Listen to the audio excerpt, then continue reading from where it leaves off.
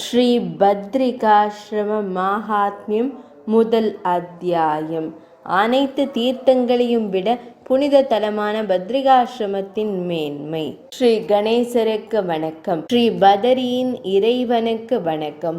சௌனகர் கூறினார், சூதரே, சிறப்பு மிக்கவரே, அனைத்து புனித சடங்குகள் மற்றும் புனித செயல்களை அறிந்தவர்களில் மிகச் சிறந்தவர், அனைத்து வேதங்களின் சாரத்தின் அறிவை பெற்ற முனிவரே, புராண இதிகாசங்களில் முழுமையாக தேர்ச்சி பெற்றவரே, சத்தியவதியின் மகனான வியாசமா முனிவர் மாறாத பகவான் விஷ்ணுவே ஆவார். தாங்கள் அவருக்கு மிகவும் பிடித்த சீடர் என்பதால் தங்களை விட சிறந்த அறிவாளி வேறு யாரும் இல்லை. அனைத்து தர்மங்களும் இல்லாத பயங்கரமான கலியுகத்தின் வருகையில் மக்கள் தீய செயல்களை செய்பவர்களாக மாறுகிறார்கள். அவர்கள் அனைத்து பக்தியையும் இழந்தவர்கள். அவர்களின் ஆயுட்காலம் குறுகியது. அவர்கள் சிறிய உயிர், வலிமை மற்றும் வீரியம், தபம், புனித சடங்குகள் போன்றவற்றை கொண்டவர்கள். அவர்கள் அனைவரும் பாவ செயல்களில் ஈடுபட்டுள்ளனர். அவர்கள் வேதங்களையும் தவிர்த்துவிட்டனர். அவர்கள் யாத்திரைகள், தவங்கள், தான தர்மங்கள் மற்றும் ஹரிபக்தி ஆகியவற்றை செய்யாதவர்கள். இந்த சிறிய உயிரினங்களின் மீட்பை சிறிய முயற்சியால் எவ்வாறு அடைய முடியும்? மிகச்சிறந்த தீர்த்தம் எது? மிகச்சிறந்த புனித இடம் எது? முக்தியை விரும்புபவர்கள் எங்கிருந்து இறுதி விடுதலையை அடைய முடியும்? முனிவர்களின் கூட்டம் எங்கே? மிக குறைந்த முயற்சியில் தவங்களும் மந்திரங்களும் நிறைவை தரும் இடம் எது? உலகங்களின் பிரபுக்களின் மகிமையான இறைவன் எங்கே வசிக்கிறார்? தீவிர பக்தி கொண்டவர்களுக்கு ஆசீர்வாதங்களையும் கருணையையும் அளிப்பவர் யார்? உலகங்களின் நலனுக்காக மக்களை ஆசீர்வதிப்பதில் மிகவும் திறமையான புனித முனிவரே, இதையும் மற்றவர்களுக்கு நன்மை பயக்கும் மற்ற அனைத்தையும் அவர்களின் உயர்ந்த நோக்கமாக கூறுங்கள். சூதமா முனிவர் பதிலளித்தார், மிகவும் நல்லது. சிறப்பு மிக்கவரே, நீங்கள் மற்றவர்களின் நலனுக்காக அர்ப்பணிப்புடன் இருக்கிறீர்கள். பகவான் ஸ்ரீஹரி மீதான உங்கள் அன்பான பக்தியின் மூலம் உங்கள் மன அழுக்குகள் அனைத்தையும் கழுவி விட்டீர்கள். பிராமண முனிவரே, அன்னை தேவகியின் மைந்தனான ஸ்ரீகிருஷ்ணர் உங்களுடன் தொடர்பு கொண்டு என் தாமரை போன்ற இதயத்தை ஆக்கிரமித்திருப்பது போல் உள்ளது. துறவிகளுடன் தொடர்பு கொள்வது மிகவும் அரிது. இந்த உலகில் நல்ல மனிதர்களுடன் தொடர்பு கொள்வது மிகவும் கடினம். இது குவிந்த பாவங்களின் திரளை நீக்குகிறது. இது தங்கள் உடல்கள் மீது தேவையற்ற பற்றுதல் கொண்டவர்களின் ஆன்மீக முன்னேற்றத்திற்கும், தங்கள் சுயத்தின் மீது கட்டுப்பாடு இல்லாதவர்கள் அத்தகைய சங்கத்தின் உயர்ந்த தகுதியுடன் உதவுகிறது. 3 உலகங்களிலும் உள்ள ஆண்களுக்கு நல்ல மனிதர்களுடன் தொடர்பு கொள்வது மிகவும் கடினம். கர்மங்களின் பிணைப்புகளால் பாதிக்கப்பட்ட மக்களின் இதயத்தின் பிணைப்பை இது நீக்குகிறது. இது அற்பமான கூச்சல்களில் ஈடுபடுபவர்களுக்கு உயர்ந்த பதவிகளை வழங்குகிறது. மீண்டும் பிறப்பு, இறப்பு மற்றும் பிற செயல்களால் சோர்வடைபவர்களுக்கு இது ஓய்வளிக்கிறது. சூதமா முனிவர் கூறினார், ஐயா, இந்த கேள்வியை ஸ்கந்தன் முன்பு மலையின் மகிமையின் ஈசனார் ஆன இறைவனிடம் கேட்டார். அந்த இடம் கைலாசத்தின் அழகிய சிகரம்.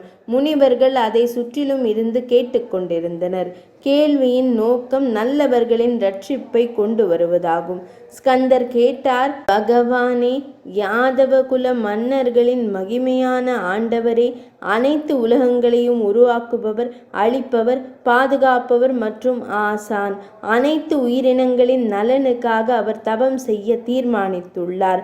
வேதங்கள் மற்றும் வேதங்களை பொருட்படுத்தாத, அதாவது அதில் அக்கறை இல்லாத கலியுகத்தின் வருகையில் அந்த இறைவன் இப்போது எங்கே வசிக்கிறார்? புனிதமான புனித தலங்களான தீர்த்தங்கள் மற்றும் புனித நதிகள் எவை? மதுவை அளித்த இறைவன் யாரால் நேரடியாக அடையப்படுகிறார்?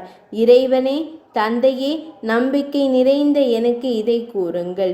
ஸ்ரீ மகாதேவர் பதிலளித்தார், 6 முகங்களை கொண்டவரே, ஸ்ரீஹரி தங்க விரும்பும் பல தீர்த்தங்களும் புனித திருத்தலங்களும் உள்ளன. அவற்றில் சில இறுதி உண்மையை தேடுபவர்களுக்கு விரும்பிய பொருட்களை வழங்க வல்லவை. அவற்றில் சில முக்தியை வழங்குபவை. இம்மை மற்றும் மறுமையின் நன்மைகளை வழங்கும் சில தீர்த்தங்கள் அதிக நன்மைகளை தருகின்றன. பின்வருபவை புனித நதிகள்: கங்கை, கோதாவரி, நர்மதா நதி, தபதி, யமுனை, ஷிப்ரா நதி, சரஸ்வதி நதி, புனிதமான கௌதமி நதி, கௌசிகி நதி, காவிரி நதி, தாமிரபரணி நதி, மகேந்திர மலையில் உள்ள நதி சரையு நதி. சரையு நதி ஒரு புண்ணிய நதியாகும். பாலாறு எனப்படும் பயஸ்வினி நதி மற்றும் அத்ரி மகரிஷியின் பிறப்பு. காண்டிகா, பாகுதா, சிந்து மற்றும் சரஸ்வதி இவை அனைத்தும் புனிதமானவை மற்றும் புண்ணியமானவை. இவற்றை மீண்டும் மீண்டும் சேவை செய்யும் போது உலக இன்பங்களும் முக்தியும் கிடைக்கும். புனித இடங்கள் 2: அயோத்தி, துவாரகை, காசி, மதுரை, அவந்திகா, குருக்ஷேத்திரம், ராமதீர்த்தம், காஞ்சி, புருஷோத்தமம், புரி ஜெகநாதம், புஷ்கரம், துர்துரா. பிரம்மதேவரால் உருவாக்கப்பட்ட புனித திருத்தலமான வாராகம் மற்றும் வாழ்க்கையின் அனைத்து நோக்கங்களையும் அடைவதற்கான வழிமுறையான பதரி என்ற மிகவும் புண்ணியமான புனித இடம். முக்தியை அடைவதற்கான ஒரே வழியாக இருக்கும் அயோத்தி நகரத்தை முறையாக பார்வையிடுவதன் மூலம் பக்தர்கள் தங்கள் அனைத்து பாவங்களிலிருந்தும் விடுபடுகிறார்கள். அவர்கள் ஸ்ரீஹரியின் உலகத்திற்கு செல்கிறார்கள். ஸ்ரீஹரியின் பக்தர்கள் தங்கள் இல்லங்களை விட்டு வெளியேறி அயோத்திக்கு செல்கிறார்கள். அங்கு ஸ்ரீ மகாவிஷ்ணுவை அவர்கள், அதாவது ஸ்ரீ ராமபிரான் முன்பு சென்ற இடங்களிலும் பல்வேறு வகைகளில் வழிபடுவதிலும் நடனமாடுவதிலும் புகழ்ச்சி பாடல்களை பாடுவதிலும் ஈடுபடுகிறார்கள். ஸ்ரீஹரியை தியானிப்பதன் மூலம் அவர்கள் ஸ்வர்க்கத்திற்கு செல்கிறார்கள். மேலும் மரண கடவுளின் முயற்சியை அவர்கள் விரக்தி அடைய செய்கிறார்கள். ஒரு நபர் ஸ்வர்க்க துவாரத்தில், அதாவது அயோத்தியில் நீராடி மனம் மற்றும் உடலின் தூய்மையுடன் ஸ்ரீராமரின் வசிப்பிடத்தை கண்டால் அவர் தனது பணியை நிறைவேற்றியவராக மாறுகிறார். எனவே முக்திக்காக அவருக்கு மேலும் செயல்பாடுகள் எதுவும் தேவையில்லை என்று நான் கருதுகிறேன். துவாரகையில் ஸ்ரீஹரி ஒருபோதும் தனது வசிப்பிடத்தை விட்டு வெளியேறுவதில்லை. இப்போதும் கூட அவரது மாளிகை சில தகுதியான நபர்களால் தெளிவாக காணப்படுகிறது. ஒரு மனிதன் கோமதி நதியில் புனித நீராடி ஸ்ரீகிருஷ்ணரின் தாமரை போன்ற திருமுகத்தை கண்டால் 6 முகங்களை கொண்டவரே சாங்கியம், அதாவது சரியான அறிவு இல்லாவிட்டாலும் அவன் முக்தி பெறுகிறான். அழியாத தேவர்கள் கூட 5 குரோஷங்கள் 15 கிலோமீட்டர் வரை நீண்டு வருணத்திற்கும் ஆசிக்கும் இடையில் ஆறுகள் இடையில் அமைந்துள்ளன. வாரணாசி பெரும் நன்மையை தரும் மரணத்தை விரும்புகிறார்கள். சாதாரண மனிதர்களை பற்றி என்ன கூறுவது?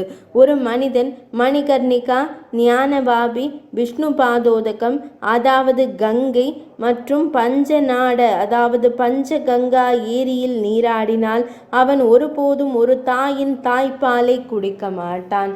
6 முகங்களை கொண்டவரே, காசியில் உள்ள விஸ்வேஸ்வரரை, அதாவது ஈசனாரை ஒரு மனிதன் தற்செயலாக பார்வையிட்டாலும் அவன் மேலும் பிறப்பு அல்லது இறப்பு இல்லாமல் முக்தி பெறுவான். நான் ஏன் அதிகம் கூற வேண்டும்? இது போன்ற புனித இடம் எங்கும் இல்லை. வடமதுரையில் தவம் செய்து புனித விரதங்களை கடைபிடித்து ஸ்ரீகிருஷ்ணரின் பிறந்த இடத்திற்கு செல்பவன் அனைத்து பாவங்களிலிருந்தும் விடுபடுகிறான். விதிகளின்படி விஸ்ராந்தி தீர்த்தத்தில் நீராடி பித்ருக்களுக்கு எள் விதைகள் மற்றும் தண்ணீரால் பானங்களை வழங்குவதன் மூலம் ஒருவர் அவர்களை நரகத்திலிருந்து மீட்டு ஸ்ரீ மகாவிஷ்ணுவின் உலகத்திற்கு செல்கிறார். ஒரு மனிதன் அறியாமலேயே அங்கே ஒரு பாவத்தை செய்தால் அது உடனடியாக சாம்பலாகிவிடும். அவன் விஸ்ராந்தத்தில் தீர்த்தத்தில் புனித நீராடினால்.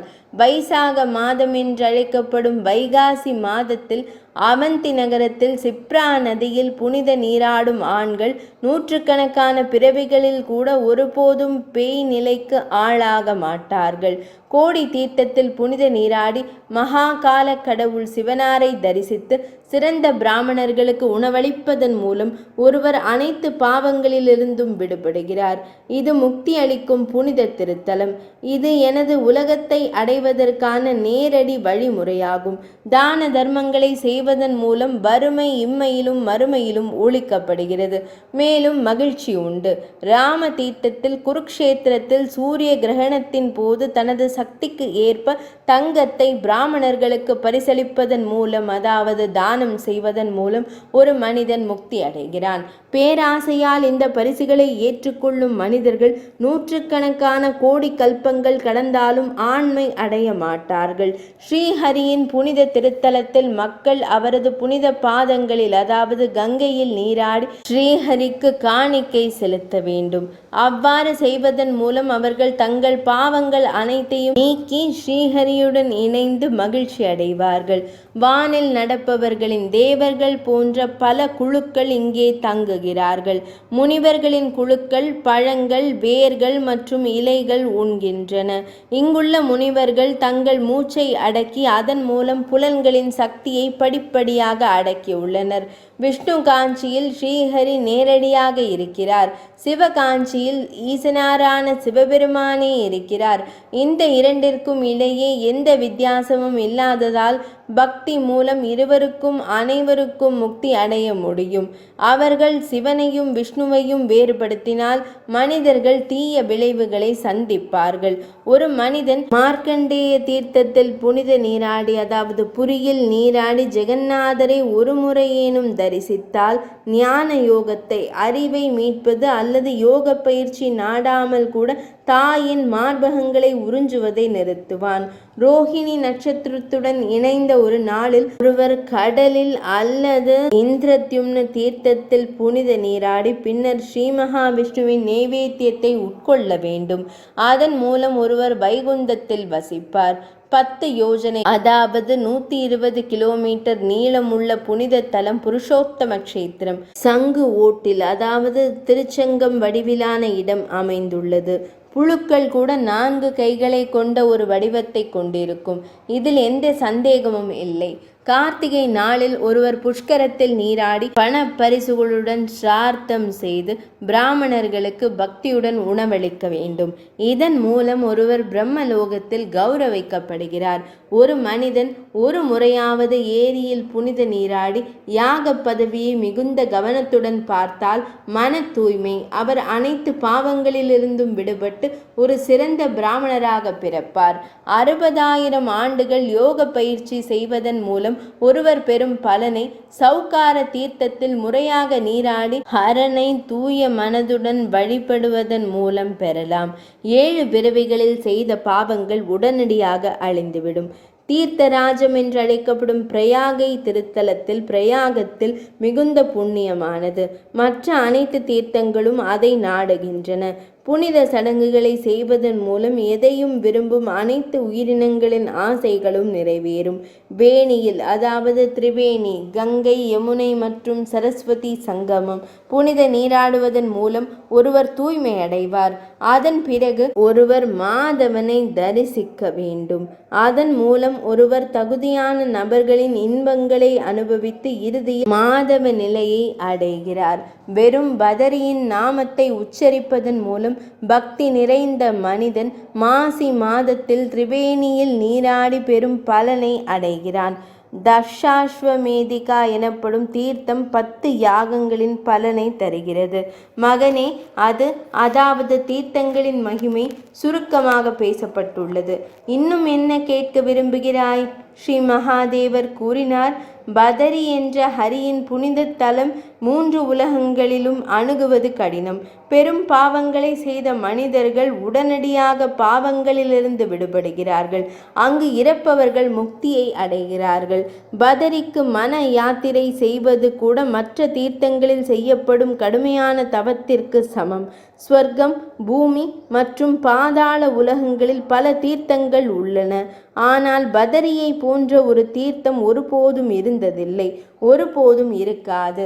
ஆயிரக்கணக்கான யாகங்கள் அல்லது காற்றை மட்டுமே வாழ்வாதாரமாக கொண்டு தவம் செய்த பிறகு கிடைக்கும் பலனை ஒரு கணத்திற்குள் விசாலத்தின் அதாவது பதரியில் ஒருவர் பெறுகிறார். இந்த புனித திருத்தலம் கிருத யுகத்தில் முக்தியை அளிப்பவர், திரேதாயுகத்தில் யோக சித்திதா யோக சக்திகளை அளிப்பவர் என்றும், துவாபரத்தில் விசால என்றும் அழைக்கப்படுகிறது. கலியுகத்தில் இது பதரிகாசிரமம் என்றும் அழைக்கப்படுகிறது. ஸ்தூல மற்றும் நுட்பமான உடல் ஜீவனின் வசிப்பிடங்கள். புனித தலம் அதை சரியான அறிவின் மூலம் அளிப்பதால் அது விசால என்று அழைக்கப்படுகிறது. இந்த புனித தலம் ஒரு பதரி மரத்தின் சீமை மரம் தொடர்பால் அமிர்தத்தை சுரக்கிறது. எனவே ஞானிகளால் இது பதரி என்று அழைக்கப்படுகிறது, ஏனெனில் இது ஒரு முனிவர்களின் குழு வாழ்கிறது.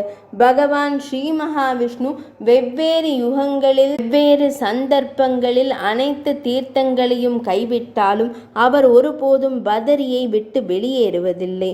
குகனே, பதரியை பார்வையிடுவதன் மூலம் மக்கள் அனைத்து தீர்த்தங்களிலும் மூழ்கி அல்லது தவம், யோக பயிற்சி மற்றும் சமாதி அதாவது தியான நிலை செய்வதன் மூலம் பெரும் பலனை பெறுகிறார். 60,000 ஆண்டுகளில் யோக பயிற்சியால் கிடைக்கும் பலனை வாரணாசியில் தங்குவதன் மூலம் ஒரு நாளில் பெற முடியும்.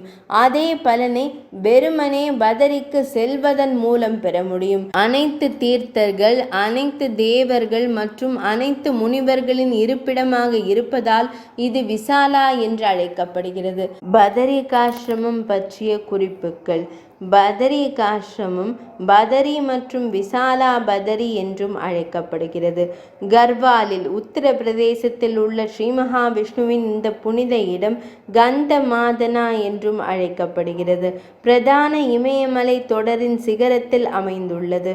நரநாராயண மூர்த்திகள் ஆலயம் அலகநந்தா என்ற கங்கை நதியின் மேற்கு கரையில் அக்னிகுண்டா என்று அழைக்கப்படும் வெந்நீர் ஊற்று இருக்கும் இடத்தில் கட்டப்பட்டுள்ளது.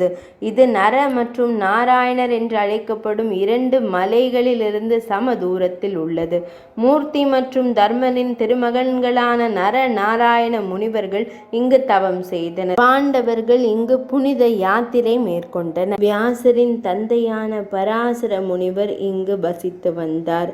இதில் உள்ள அனைத்தும் ஆறுகளில் உள்ள பாறைகள், நீரின் குண்டங்கள், ஓடைகள் புனிதமானவை. ஒவ்வொன்றும் ஒவ்வொரு புராணத்தால் கூறப்படுகின்றன. முதல் அத்தியாயம் நிறைவடைந்தது.